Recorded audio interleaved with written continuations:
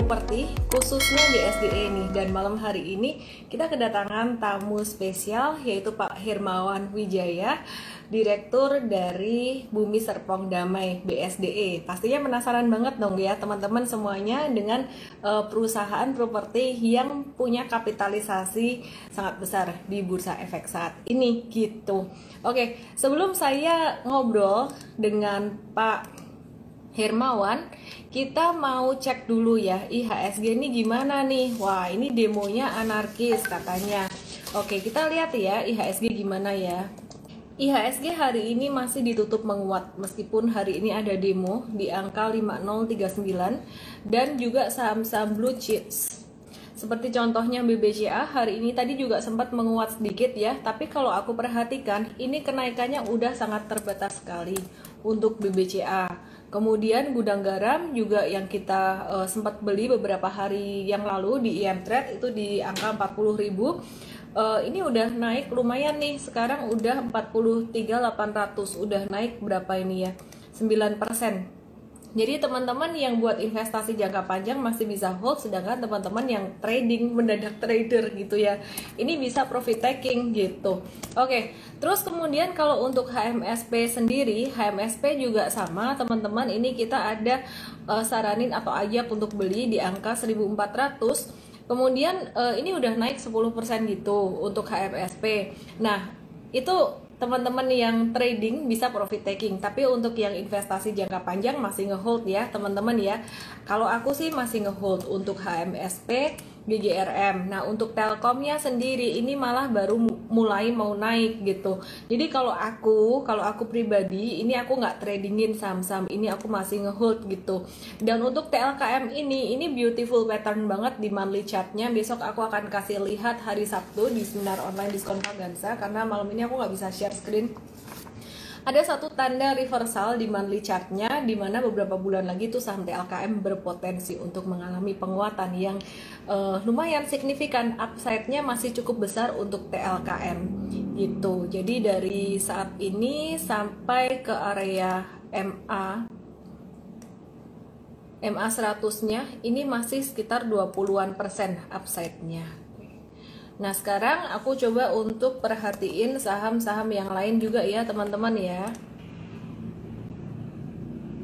Oke, teman-teman, ini yang di SODV jangan masukin dulu kode promonya ya. Ini baru bisa dipakai nanti jelang akhir webinar ini.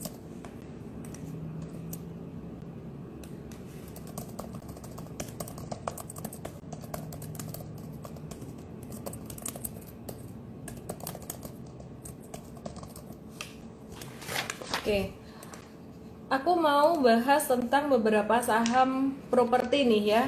Aku mau bahas tentang beberapa saham properti. Nah, beberapa hari ini kan aku sempat bahas tentang saham properti yang industrial ya. Contohnya SSIA ya, termasuk salah satu yang ada kena dampak positif dari Omnibus Law juga.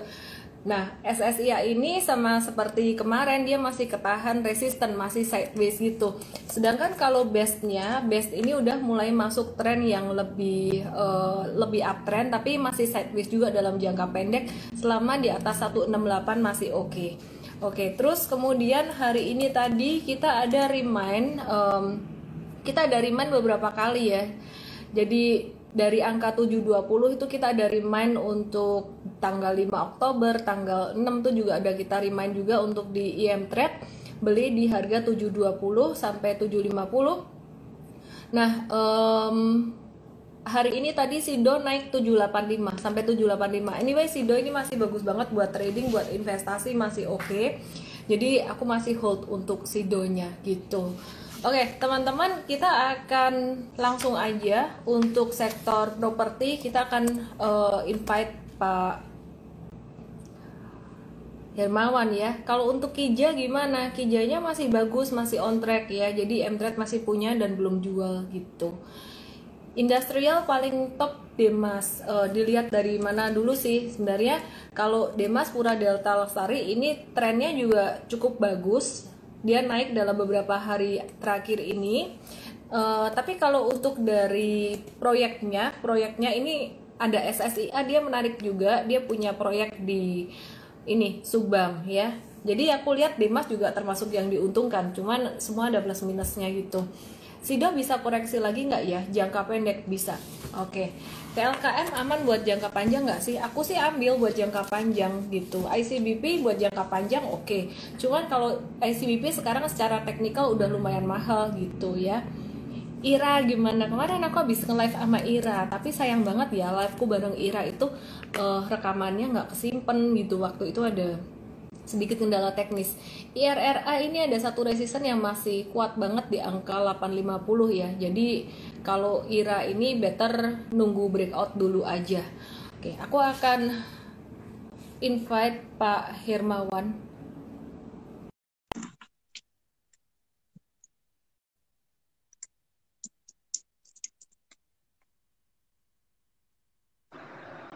Halo Pak Hermawan, aku matiin komen ya Halo, teman-teman. Apa kabar Pak Hermawan? halo, selamat malam. Baik, baik, Ellen. Pak Hermawan ini adalah direktur dari Bumi Serpong Damai atau dengan kode saham BSDE, teman-teman. Nah, kita bisa lihat nih ya, background Pak Hermawan ini, bukunya banyak sekali nih. Pasti wisdomnya, ilmunya juga luar biasa banget ya, Pak. Ya. Jadi, malam hari ini Pak, selain kita pengen dengar dari Bapak secara langsung tentang BSDE, kinerjanya, inovasinya, kita juga pengen nih dengar wisdom dari Pak Hermawan Wijaya. Boleh Pak Hermawan memperkenalkan diri dulu, Pak? Baik, terima kasih, Ellen, diberi kesempatan ya pada hari ini untuk bertemu dengan teman-teman investor. Nama saya Hermawan Wijaya.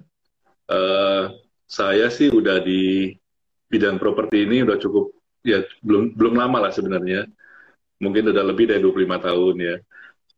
Jadi saya mulai bekerja di grup Sinarmas itu dari tahun 92. Jadi cukup cukup panjang untuk di satu grup dan satu bidang ya. Di samping itu tentunya juga yang menarik adalah kan juga kita bercerita tentang investasi ya. Jadi ya tentunya saya juga berinvestasi juga gitu ya. Yang salah satunya ya tentunya di saham, selain di tentunya di aset-aset properti juga gitu ya. Um, ya cukup menarik dan returnnya juga bagus ya semuanya, kebetulan ya bagus semua. Mungkin itu, Ellen, Iya, halo. sinyalnya nggak kurang bagus ya? Iya, kayaknya ini ya. Tapi masih bisa dengar kok, Pak. Lanjut aja, Pak. Oke, oke. Ya mungkin saya mau bercerita sedikit lah tentang BSD ya. Mungkin ada teman-teman yang belum kenal dengan BSD. Jadi BSD ini adalah salah satu perusahaan listed di Jakarta Stock Exchange, listed sejak tahun 2008 ya. Dan sekarang ini BSD boleh bilang salah satu property company listed di Stock Exchange yang terbesar dari segi market cap-nya. Betul. Dari segi total aset pun juga saya kira salah satu yang terbesar juga ya. Mungkin teman-teman kalau mau mengenal proyek BSD secara keseluruhan ya, tentunya banyak sekali, ada di Jakarta, di Jabodetabek, ada di Surabaya, Medan, Balikpapan, Makassar, Manado. Tapi mostly konsentrasi asetnya ada di Jakarta, Jabodetabek, atau kalau teman-teman di Jabodetabek lebih kenalnya di daerah Serpong ya. Jadi proyek kita itu di BSD City itu merupakan salah satu township yang pertama di Indonesia, yang pionir, salah satu yang pionir ya. Berkembang sejak tahun 89 sampai sekarang itu masih terus berkembang ya.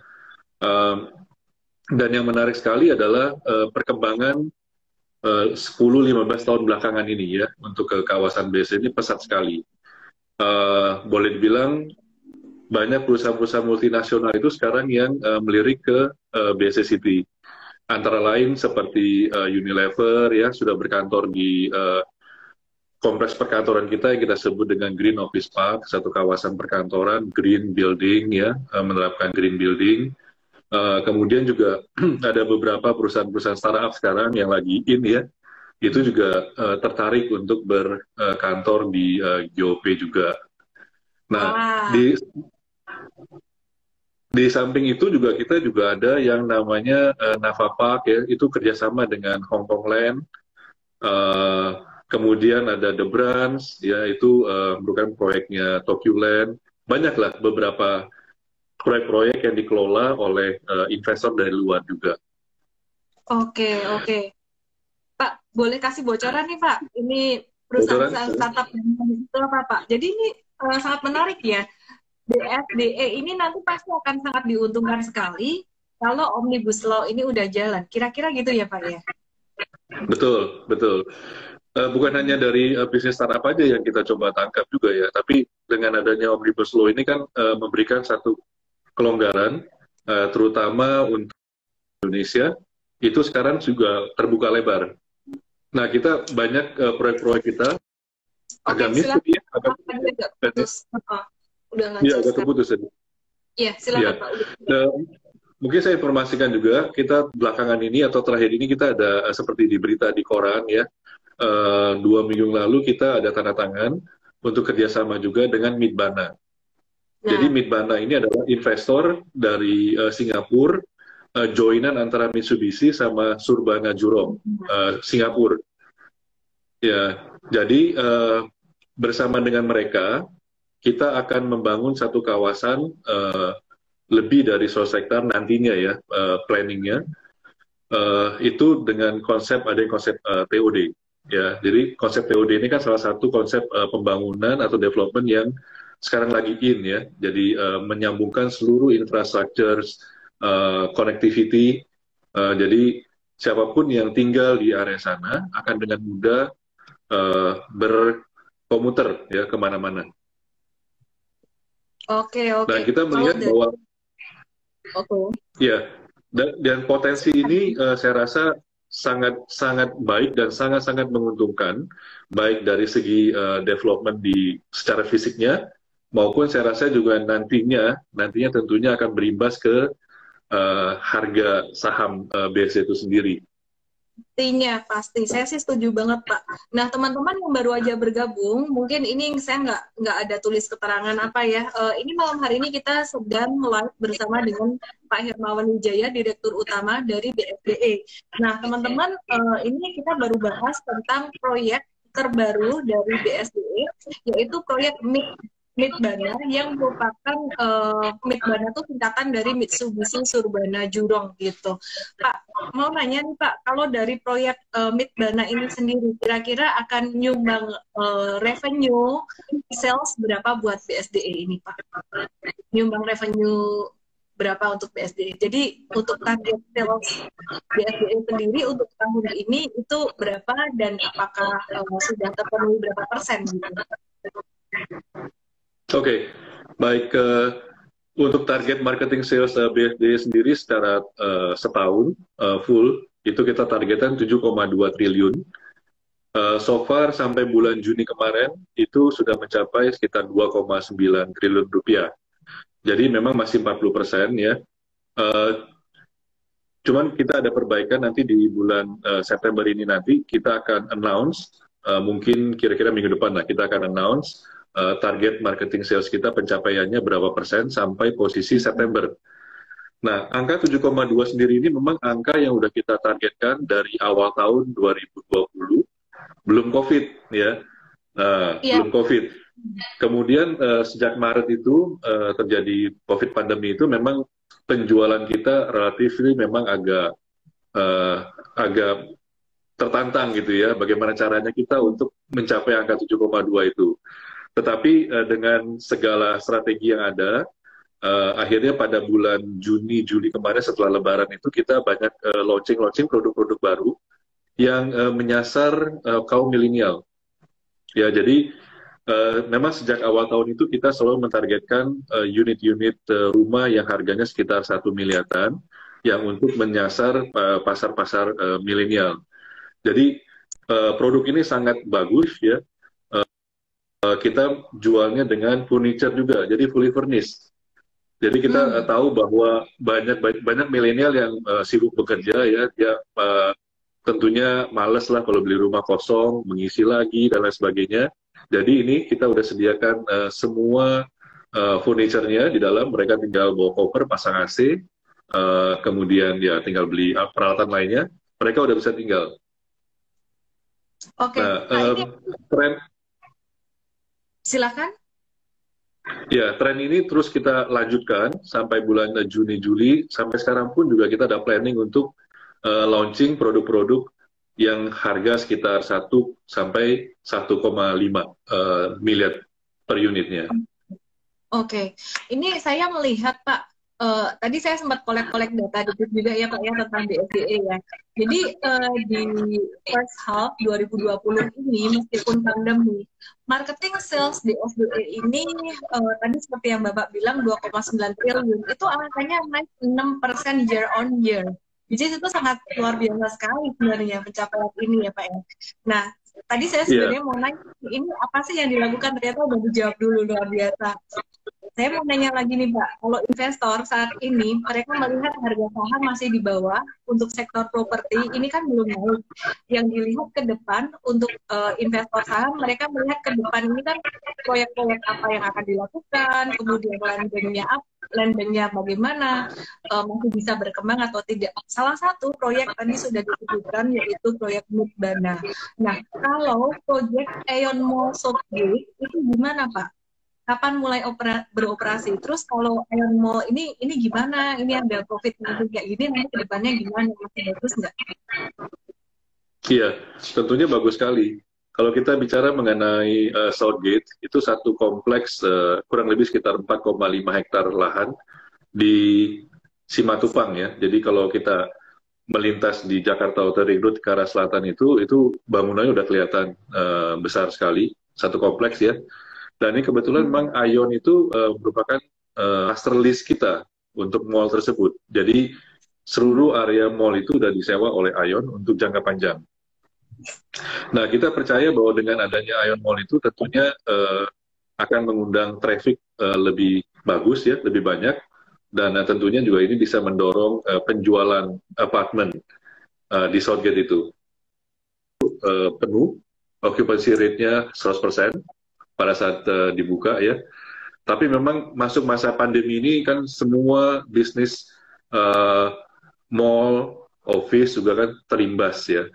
Jadi ya tidak terkecuali juga Aeon Mall, itu beberapa tenannya juga akhirnya juga dia keluar. Tapi kita Halo semuanya, sabar ya. Internetnya kayak gini nih. Udah sedia berapa wifi pun saya nggak tahu kenapa kayak gini. Mungkin dia ikutan demo internetnya ya.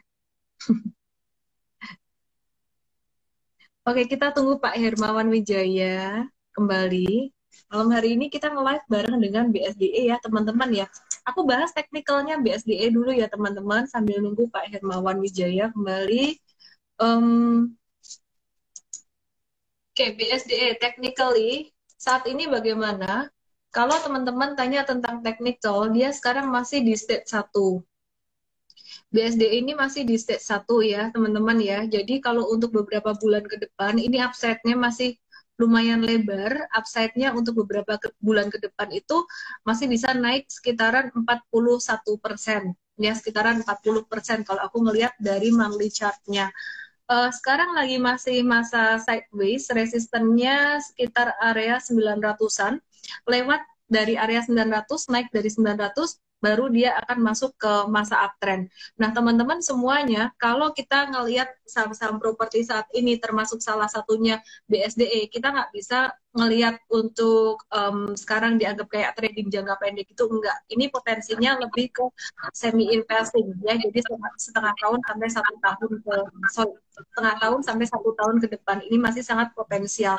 Maaf Pak, ini internetnya ya tadi agak kendala ya Pak ya. Boleh saya wrap up sedikit buat teman-teman ya Pak ya tentang BSDE ini? silakan. Ya. Oke. Jadi tadi kita bahas secara teknikal, ini memang masih di stage 1 teman-teman. Kalau stage 1 itu masih sideways di bawah, itu belum bisa dibilang tren naik. Nah, tapi kalau investor biasanya tipe-tipe investor bukan tipe trader gitu, itu lebih suka untuk kondisi saat ini masuk. Jadi nanti kalau vaksin udah ditemukan, corona ini udah mereda, uh, ini proyek-proyek bisa jalan lagi. Apalagi ini ada COVID-19 aja, ternyata BSDE malah dia punya revenue naik dibandingkan dengan tahun lalu. Dan kemudian untuk proyeknya ini ada proyek Mikbana, tadi Iron Mountain Gate itu juga ada proyek itu. Terus kita juga mau tanya lagi nih ke Pak Hermawan, selain dua proyek tersebut, Mikbana dan juga Iron Mountain Gate, ini ada proyek apa lagi ya Pak? Oke, Ya, halo, baik. ya, Halo, silakan. ya mungkin. Oke, tadi pertanyaannya apa, Ellen? Sorry, keputus tadi. Iya, jadi selain Midbana dan Iron Mountain Gate, ini ada proyek apa lagi ya Pak ya ke depan? Oke, tentunya banyak sekali proyek-proyek yang kita akan launching ya ke depannya. Yang terbesar memang nanti akan yang joint venture sama Midbana itu yang nanti bakal fenomenal ya di kawasan BSD City. Nah, di samping itu kita juga ada yang namanya Digital Hub. Ya, Digital Hub ini yang tadi saya sampaikan untuk mengcapture bisnis-bisnis startup, commerce yang semacam itu ya, yang banyak anak mudanya. Nah, kemudian selain proyek-proyek kompleks perkantoran startup itu, kita juga tentunya ada proyek-proyek perumahan-perumahan baru yang menyasar kaum milenial, ya. Karena kita percaya bahwa Indonesia kan dapat demografi bonus ya untuk beberapa tahun ke depan. Nah, ini kita coba tangkap potensi ini. Karena kita percaya dalam bisnis properti ini atau developer ini, nomor satu itu adalah populasi ya. Jadi kalau populasi itu ada, itu men-dragging demand untuk properti.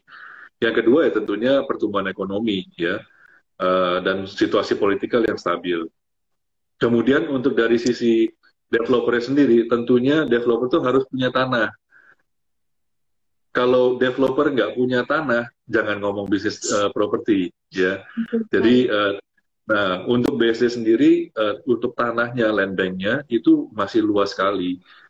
Total konsolidasi lahan kita itu ada 4.700 hektar. Jadi ini masih cukup untuk 25-30 tahun juga masih cukup gitu untuk pengembangan.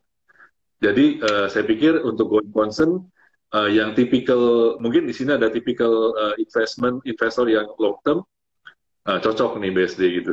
Karena proyeknya pasti akan long term, jadi kita nggak ada kesulitan untuk nanti berapa tahun lagi kita mesti cari lahan baru gitu ya. Saya rasa dengan lahan yang ada kita cukup lah untuk dikelola.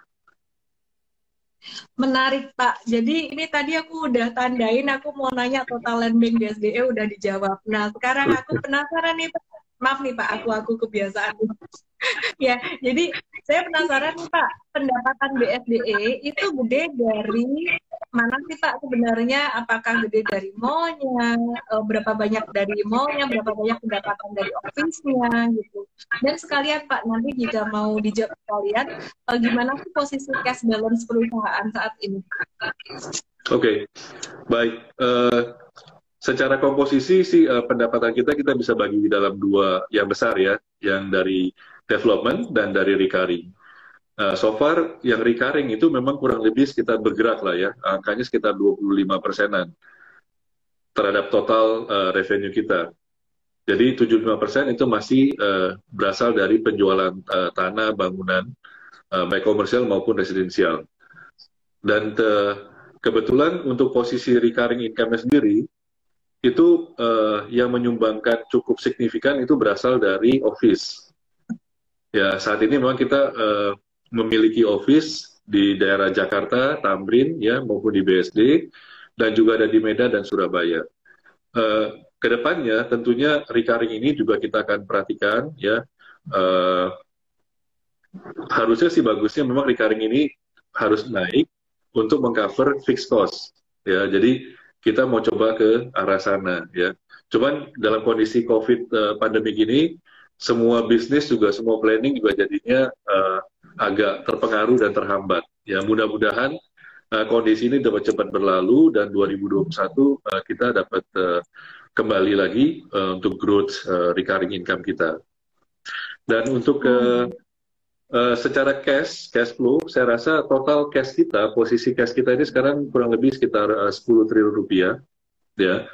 Itu posisi cash. Kalau kita tambahkan dengan investasi maupun deposito yang atau aset yang liquid, itu angkanya udah bisa berkisar sampai ke 14 sampai 15 triliun. Nah, dibandingkan sama total debt kita itu sekarang ini posisinya 17,5 triliun. Ya, jadi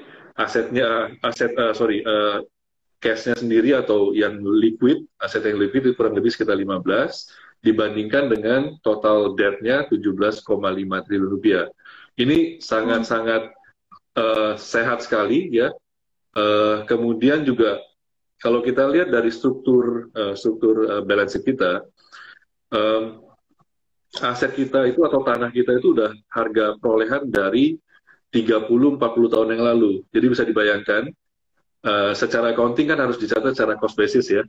Nah kemudian ini dikelola, kemudian kita jual, timbul margin. Nah marginnya ini yang makanya kita bisa booking gross margin ini cukup tinggi sekali, sekitar 50-60% ya, kurang lebih rata-rata di situ. Oke, cek. Halo, Pak Hermawan bisa dengar? Ya, bisa dengar, saya dengar. Ya. Bicara tentang property cycle nih Pak, kalau di Amerika dulu property cycle itu kan puncaknya terjadi di tahun 2007. Di Indonesia juga sempat kita flashback ke belakang ya Pak, ya sempat terjadi property cycle itu di Indonesia tahun 2013 terakhir kali itu booming gitu. Nah sekarang kan kayaknya masih belum booming lagi ya Pak ya, terutama pada kondisi pandemi gini. Kalau menurut prediksi Bapak nih, kan Bapak udah sangat berpengalaman di dunia properti. Ini kapan bakalan booming lagi, Pak? Mestinya 2020. Mestinya 2020 ini udah mulai pick up, ya. Tetapi karena pandemik ini jadinya agak terhambat lagi. Nah, biasanya cycle properti itu kurang lebih bottomnya itu sekitar 2 tahun harusnya dia udah balik lagi. Cuma memang untuk periode cycle yang sekarang ini cukup lama sekali ya. Jadi benar tadi Alan bilang bahwa bumi properti itu terakhir itu tahun 2013. Kenapa? Waktu itu saat itu kan BI itu khawatir dengan bubble bisnis properti, sehingga dia coba untuk merem dengan mengeluarkan peraturan LTV yang baru gitu waktu itu, sehingga semua bank saat itu tidak memberikan KPR. Jadi bisa dibayangkan kita waktu itu udah cukup tumbuh cukup bagus, tiba-tiba direm, ya kemudian kita coba mencari jalan lain.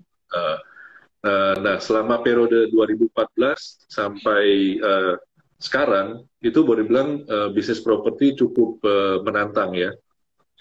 Tetap tumbuh, tapi tidak setinggi periode 2010 sampai 2013. Oke. Nah, itu merupakan satu tantangan baik. Ya. Oke, very interesting ya Pak ya. Jadi tadi Bapak bilang harusnya tahun 2020. Waktu itu kenapa Pak bisa memprediksi 2020 bakalan booming, pertimbangannya apa aja Pak sebelum COVID? Iya, waktu itu kan kita mempertimbangkan ingat 2017, 2018, 2019 itu politik di Indonesia kan cukup hangat ya, hangat dan panas gitu ya. Jadi memang pada periode itu cenderung para investor para investor terutama itu wait and see karena kondisi tersebut. Nah, 2018 setelah selesai pemilu Pilkada Jakarta, kemudian 19 pemilu presiden selesai, kita harapkan 2020 inilah mulai naik karena sudah tidak ada apa-apa lagi yang perlu dikhawatirkan ya. Nah, periode ini tentunya kita harapkan harusnya berlangsung 2020 sampai 2023 ya. Karena 2023 itu udah mulai start kampanye dan lain sebagainya, persiapan untuk pemilu 2024. Tetapi kita Oh, juga mempunyai pengalaman, memang periode-periode tersebut agak stagnan, tetapi masih bisa jualan juga, gitu ya. oke, menarik banget ya. Agak putus-putus dikit, tapi masih masih bagus kok.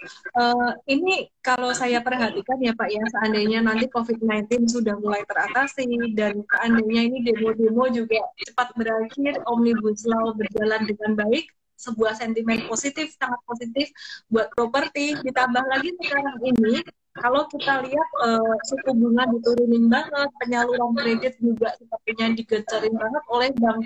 Saya rasa semua hal ini bisa menjadi katalis positif buat sektor properti ya Pak. Iya, tentunya, tentunya. Dan kita cukup ini yakin kok, cukup yakin dengan kondisi ini gitu ya akan membaik dan bisnis properti juga akan kembali lagi. Oke, ini Pak, kalau misalkan tadi kan kita udah bahas tentang sentimen-sentimen positifnya ya Pak. Nah sekarang kita bahas beberapa hal tentang sentimen negatif nih yang di depan mata aja nih Pak. COVID-19 di Indonesia ini belum mencapai puncaknya dan itu yang membuat investor asing itu juga masih gimana ya mau masuk ke Indonesia, masih melihat kondisi kayak gini meskipun ada omnibus law ya mereka khawatir gitu. Bagaimana langkah dari BSDE untuk mengantisipasi ke depan ya bagaimana supaya revenue tetap bagus padahal kondisi saat ini masih pandemi masih kayak gini. Ya, baik. Yang menarik saat sekarang ini adalah kalau kita lihat buyer kita atau konsumen kita sekarang ini, itu malah boleh bilang itu adalah yang end user sebenarnya jadinya. Jadi yang memang benar-benar orang yang membutuhkan rumah tempat tinggal gitu ya. Yang agak sedikit di belakang pertumbuhannya adalah memang para investor. Ya karena investor kan pasti dia juga mempertimbangkan alternatif investasi yang lain gitu ya. Nah, yang kedua yang menarik juga tadi yang disampaikan oleh Ellen juga bahwa investor asing mau masuk juga tentunya mempertimbangkan kondisi pandemik ini kan ya. Tetapi ternyata itu juga eh, tidak terbukti dengan benar juga, tidak semuanya. Buktinya kita bisa mencapai kesepakatan dengan Minbana dalam kondisi COVID sekarang ini gitu ya. Artinya apa? Artinya bahwa para investor ini tentunya tidak melihat short term, ya, tidak melihat untuk setahun atau 2 tahun ke depannya, tapi mereka melihatnya benar-benar long term, di atas 10 tahun gitu ya. Nah, justru saat sekarang inilah mereka masuk ya, kemudian mereka bisa konsolidasi, kemudian begitu timingnya ada, mereka udah siap semuanya. Oke, Ya, oke, termasuk oke. juga BSD juga, termasuk BSD sendiri juga sudah masa-masa sekarang ini sedang konsolidasi juga untuk mempersiapkan diri jika booming properti itu datang ke Bali, ya kita udah siap, mau dari tanah, mau dari planning dan sebagainya kita udah ready. Hmm. Pak, sekarang kita bicara dari solvability nih, Pak. Ya, tadi kalau kita bicara revenue BSDE bisa dibilang sangat bagus sekali bertahan pada masa COVID-19. Meskipun bukan produk yang ini kan sektor bukan sektor consumer good kayak ya kalau ICBP mah orang Indonesia mau dihantam krisis makan Indomie gitu. Indomie, Ya, ya. ya sektor properti untuk BSDE masih bisa labanya naik berapa persen, 6% tadi dibanding tahun lalu, sangat bagus sekali. Kalau bicara tentang solvability atau hutang, gimana Pak? Kalau untuk besaran hutang yang dimiliki perusahaan, terus bagaimana dengan cash ratio, quick ratio-nya, kemampuan perusahaan membayar hutang dalam jangka pendek, gitu. Baik, yang tadi saya sampaikan di depan tadi bahwa posisi sekarang kita masih punya cash 10 cash ya, cash on hand ya, sama deposit di bank yang liquid ada 10. Saya nggak memperhitungkan yang aset yang liquid yang lain deh. Kita bandingkan dengan total loan kita yang 17,5, tentunya yang open sekitar 7,5 gitu ya. Tahun 2021 memang ada jumlah utang yang harus kita bayar cukup cukup besar ya. Yang pertama adalah dari US dollar bond. ya sejumlah 300 juta US. Kemudian ada juga sekitar 625 itu IDR bonds, jatuh tempo tahun depan juga, dan ada pembayaran installment ke Bank Mandiri. Jadi total dari ketiga itu kurang lebih hampir sekitar 5 triliun rupiah. 5 triliun. Ya, ya. Nah, jadi kalau itu jatuh tempo pun kita masih ada cash. Ya, sekarang sudah ada 10 triliun itu ready. Ya. Jadi dari segi solvabilitas tentunya tidak ada masalah. Ya. Kemudian biasanya kita kalau ada proyek baru dan ataupun keperluan dana yang lain, ya kita juga bisa untuk leverage up lagi. Karena dari segi debt equity ratio-nya, net debt equity ratio-nya itu masih sekitar 10%, ya 10 sampai 12% net debt ya. Kalau gross debt-nya memang sekarang ini kita udah sampai ke 40, sekitar 40 sampai 45%.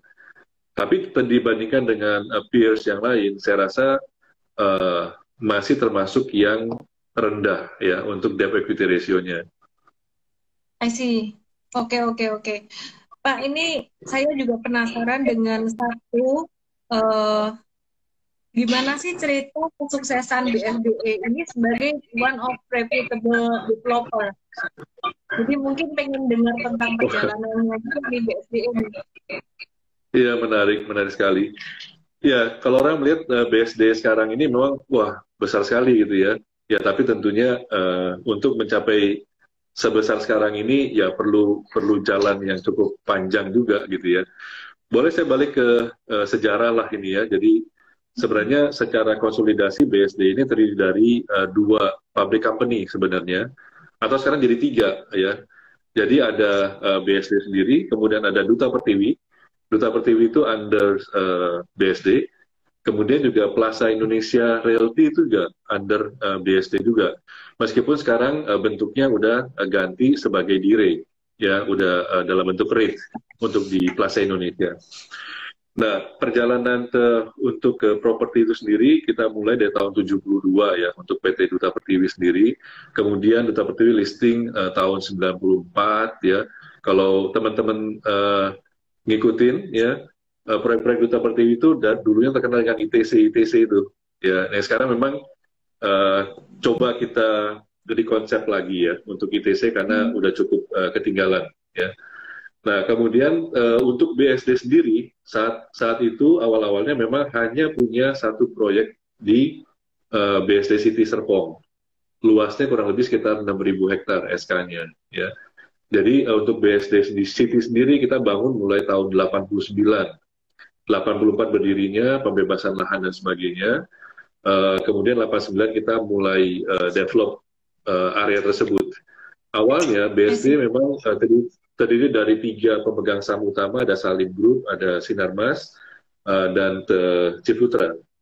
Tetapi saat sekarang ini kita yang majority, mereka jadi minority, ya, atau bilang kecil sekali porsinya sekarang. Nah, perkembangannya pesat sekali sejak kita IPO tahun 2008 dan kita masuk ke pasar modal. Berikutnya juga kita ada pinjaman US dollar ya. Mungkin teman-teman bertanya kenapa sih pinjam US dollar gitu ya? Kenapa nggak rupiah aja ya? Nah, saya sampaikan di sini bahwa memang kalau untuk perusahaan-perusahaan properti kita itu kalau mau pinjam ke bank untuk pembebasan lahan ininya tujuan penggunaan dananya itu nggak boleh gitu ya. Nah, makanya kita sumbernya adalah dari obligasi rupiah maupun obligasi US dollar. Nah, cuman kalau obligasi rupiah itu jumlahnya nggak bisa besar ya untuk take up-nya.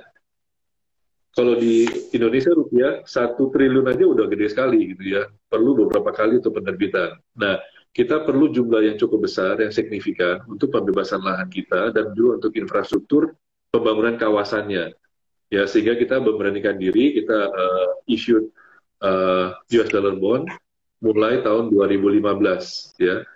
Jadi sekarang total US dollar bond kita udah 870 juta US, yang mana tahun depan akan jatuh tempo 300 kita udah siapin untuk dana pelunasannya ya. Jadi itu alasannya, dan kedua adalah interestnya juga. Jadi untuk US dollar ini interestnya dibanding rupiah cukup menarik ya, sehingga kita ambil alternatif tersebut. Oke. Nah, setelah kita develop BSD, kita sudah beberapa kali juga ada right issue ya, NPR. Jadi pemegang saham utama itu inject equity untuk memperkuat permodalan. Terakhir baru bulan Mei kemarin ya, dalam masa COVID ini, Sinarmas melalui PT Paraga itu menginjek 10% saham ya di BSD.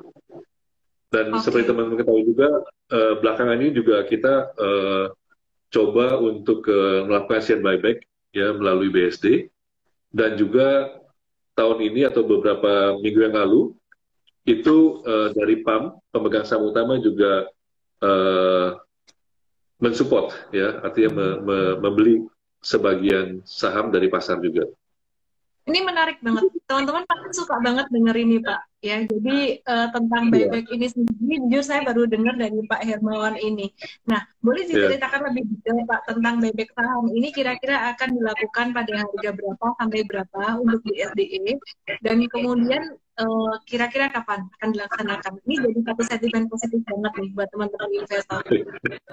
Oke, kita melakukan buyback untuk BSD sendiri itu udah dilakukan tahun kemarin ya. Tahun kemarin itu totalnya sampai 1%, secara harga rata-rata di 1.100 waktu itu. Secara rata-rata 1.100 ya. Ya. Nah, tahun ini bulan lalu itu controlling shareholders Paraga Artamida itu juga sudah membeli kurang lebih sudah 1% lebih di harga rata-rata hampir 800. 797. Jadi kita bisa lihat bahwa shareholders utama pun juga melihat bahwa harga saham BSD ini dengan harga sekarang ini rendah sekali. Yang tadi saya sampaikan tadi, PBV-nya itu 0,44 kali. Jadi harga sekarang ini di bawah nilai buku. Bisa dibayangkan nilai buku ya, nilai buku BSDE yang tercatat pembebasan lahannya boleh bilang 30 tahun yang lalu gitu ya. Menarik ya. Nah, jadi bisa dibayangkan seberapa murahnya ya kalau kita bandingkan dengan harga pasar. Menarik, benar banget. Jadi ini tadi saya sempat ngecek grafik juga nih teman-teman ya. Pak Hermawan bilang bulan lalu ada buyback tuh di harga sekitar 770 sampai 810 ya Pak ya. Ini kurang lebih ya kurang lebih ya.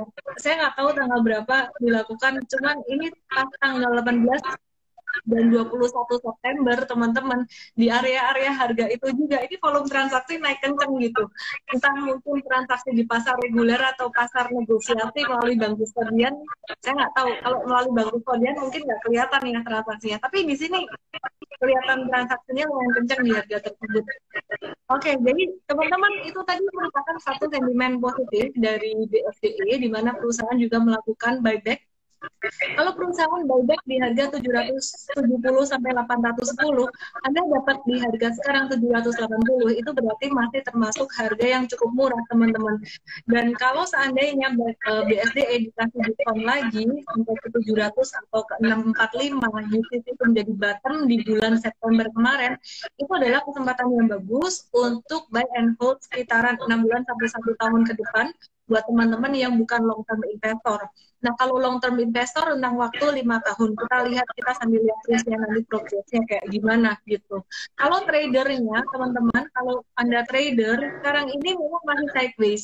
Jangan berharapnya cepat. Sebelum dia naik dari 900, baru akan cepat masuk ke uptrend itu 900. Tapi lumayan kalau dapat di harga sekarang, kalau Anda investasi ya, spreadnya selisihnya lumayan nih dibandingin dengan resistennya di 900 gitu. Oke, Pak Hermawan. Ya, Ini sepertinya semua pertanyaan, hampir semua pertanyaan ini udah saya tanyain ya Pak ya. Ada sisa dikit sih Pak tadi karena koneksinya agak putus-putus. Saya nggak tahu apakah Bapak tadi udah bahas ini atau belum ya. Tentang kerjasama atau joint venture mungkin lebih tepatnya antara BSDE dengan Midbana tadi ya. Itu berapa persen sih kepemilikan BSDE? oke.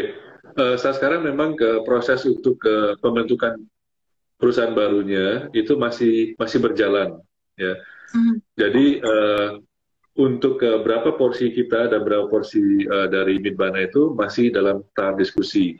Tapi secara umum saya bisa sampaikan bahwa kepemilikan kita tentunya akan kurang dari 50%. Halo, Halo? Ya, ya. halo, Silakan. Ya, ya, Pak. Oke. dengar ya. Ya, tapi yang menarik dari joint venture ini adalah bagi BSDE itu adalah adanya penjualan lahan nantinya, ya kan ya. Jadi setelah GVA company-nya terbentuk, tentunya tanah dari BSD ini akan ditransaksikan ke perusahaan joint venture ini. Nah, begitu ditransaksikan, tentunya BSDE itu bisa membukukan adanya penjualan tanah. Nah, kemudian dalam masa-masa nanti development, apabila GV company itu beroperasi dan mereka ada profit, kemudian juga mereka tentunya akan membagikan dividen. Nah, itu merupakan income juga bagi BSD nantinya. Oke, oke, oke. Menarik banget ya, Pak ya. Pertanyaan terakhir, Pak, sebelum kita kasih hadiah atau giveaway buat teman-teman yang nonton. Oke, Pak, kalau bicara tentang profitabilitas tadi udah, solvability udah. Sekarang kita coba bicara tentang valuasi ya, Pak ya. Tadi udah dibahas Iya, sedikit tentang PBV-nya. Mungkin bisa dibahas lebih dalam, Pak, tentang valuasi BSDE ini dibandingkan dengan beberapa tahun yang lalu. sorry agak putus-putus, Alan. Ya, tadi kita udah bahas tentang profitabilitas, solvabilitas atau hutang. Tadi udah dibahas juga tentang PBV dikit. Nah, kita mau bahas lebih dalam dikit nih Pak tentang valuasi. Bagaimana valuasi BSDE bisa dikatakan murah saat ini dibandingkan dengan tahun lalu gitu. Jadi teman-teman yang mau berinvestasi mungkin lebih mantap. Oke, baik. Ya, itu baru satu indikasi kan. Indikasi yang paling simpel itu adalah sebenarnya price book value-nya berapa. Ya, jadi langsung harga sekarang dibandingkan dengan nilai buku kita. Itu udah lebih dari setengahnya. Ya. Kemudian seperti teman-teman ketahui bahwa nilai buku itu kan nilai accounting ya, nilai accounting yang nilai perolehan dari beberapa tahun yang lalu. Nah, jadi kalau aset itu sekarang dinilai dengan harga sekarang, itu nilai jauh sekali, besar sekali ya. Kita pernah secara internal kita hitung-hitungan gitu ya, menilai, value company kita. Itu kalau ditranslate menjadi per share, harganya berapa sih? Saham BSD ini untuk secara market value-nya 4.400. Hmm. Ya, jadi harga market value secara NAV itu nilainya 4.400 per saham. Jadi dibandingkan dengan harga sekarang yang 780 hari ini ya, 780 ya, itu diskonnya udah dalam sekali. Jadi dari segi PBV-nya udah terdiskon, kemudian dari market value juga terdiskon cukup dalam. Oke, jadi tadi Itu secara evaluasi. net asset per share. Oke, thank you so much Pak Hermawan. Jangan leave dulu ya Pak ya. Kita mau kasih hadiah, mau kasih pertanyaan yang sangat mudah sekali dijawab oleh teman-teman semuanya. Aku mau kasih pertanyaan nih, teman-teman semuanya. Tadi ada satu pengembangan yang dilakukan oleh BSD ini. Ada joint venture dengan siapa? Dijawab ya. Jawabannya gampang banget ya. Dijawab ya teman-teman ya, jawabannya gampang banget. Pemenangnya akan dapat 10 pemenang dapat 15 hari IM Trade. Ini ada pertanyaan sambil mungkin dijawab satu pertanyaan Pak, apakah ada rencana pembagian dividen? Oke. Menarik. Ya, kita memang melihat BSD memang beberapa tahun terakhir ini belum membagikan dividen ya. memang kita melihat tadi yang saya sampaikan bahwa periode 2017, 18, 19 ini memang periode yang harus kita jaga dengan hati-hati ya, sehingga pada saat itu kita juga mengambil keputusan untuk mereserve cash kita semampunya, sebisanya. Jadi seperti teman-teman investor ketahui bahwa dalam kondisi krisis itu cash is king. Jadi kita coba untuk terapin itu gitu ya. Jadi kita coba untuk ke preserve cash kita. Makanya kita belum membagikan dividen untuk 2 tahun 3 tahun terakhir ini. Oke. Ini udah ada beberapa pemenang nih teman-teman yang jawabnya benar. Gilberto Hintoro, terus kemudian Darwin Teja, Freddy Sudarmo, Julie W. Kitchen, Kuiza JLZ, Rosa Diana. Kemudian yang ketujuh, Tasya Adele Gate. Kemudian Char, yang kedelapan, Name, Charname, nulisnya ya, Charname. Kemudian dua lagi pemenang, R, Teddy, itu jawabannya benar. Mitbana, Mitsubishi, Surbana juga niat banget tulisnya lengkap.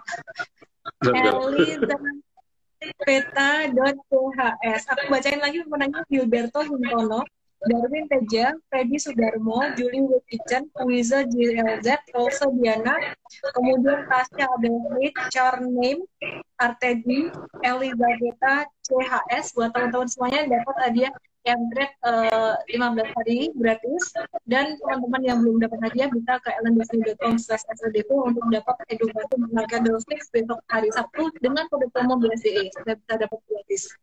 Nah, teman-teman semuanya, kita say thank you dulu buat Pak Hermawan. Terima kasih banyak Pak Hermawan dari BSDE. Terima kasih waktunya dan pencerahannya buat semuanya. Salam profit Pak Hermawan. Salam sehat semua. Ya, salam sehat. Bye-bye. Oke, teman-teman semuanya, itu tadi live kita bersama dengan Pak Hermawan Wijaya, Direktur Utama BSDE, dan thank you semuanya yang udah bertahan sampai akhir nonton ya. Saya Ellen May, semoga semua yang kita bagikan bisa bermanfaat dan salam